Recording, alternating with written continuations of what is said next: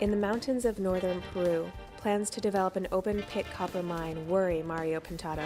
As a coffee farmer and teacher, he fears the mine will damage a rare and fragile ecosystem that is a fountain of life for this region. Farmers like Pintado say this mountain ecosystem is in danger.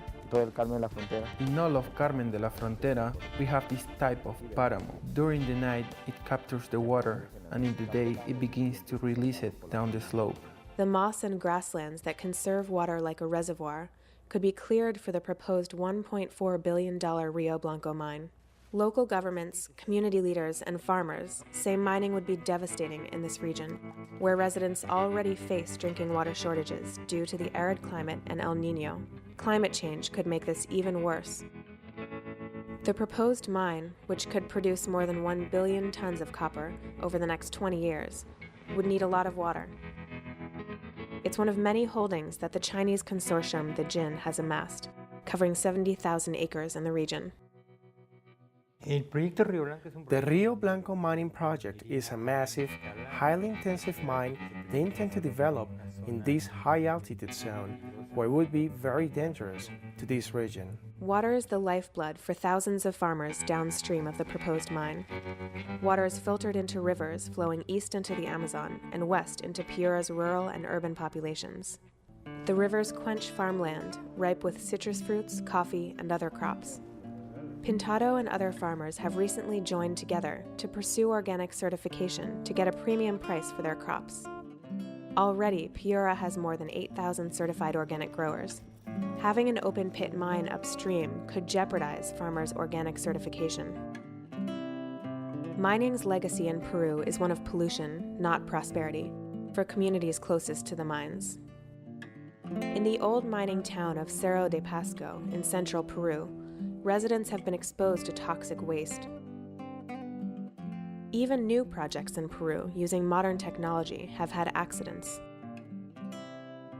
At the proposed Rio Blanco mine site above Pintado's farm, operators have already been fined by the National Regulatory Office during exploration and have yet to pay. This company is already polluting here, so why should we expect anything different later on? Polluting this area could bring about an environmental disaster for the entire region. Oxfam partner, human rights advocate Javier Hanke, says the Rio Blanco project ignored Peruvian law requiring a 2/3 community vote to approve exploration. A 2006 government report concluded that the mining company never received permission to enter community lands.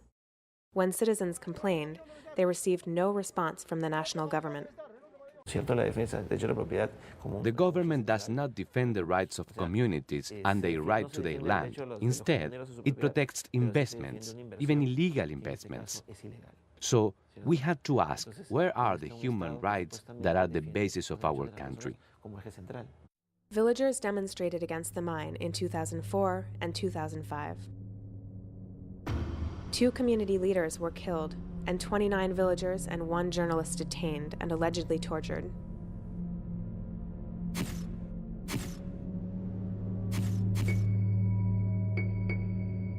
The government has yet to prosecute individuals for the death and torture. Instead, charges have been directed at some 400 local leaders and community members who opposed the mine. Hanke and others have also received death threats. In 2007, 3 communities and their local governments organized a referendum. 60% of eligible voters participated. The majority voted against the proposed mine.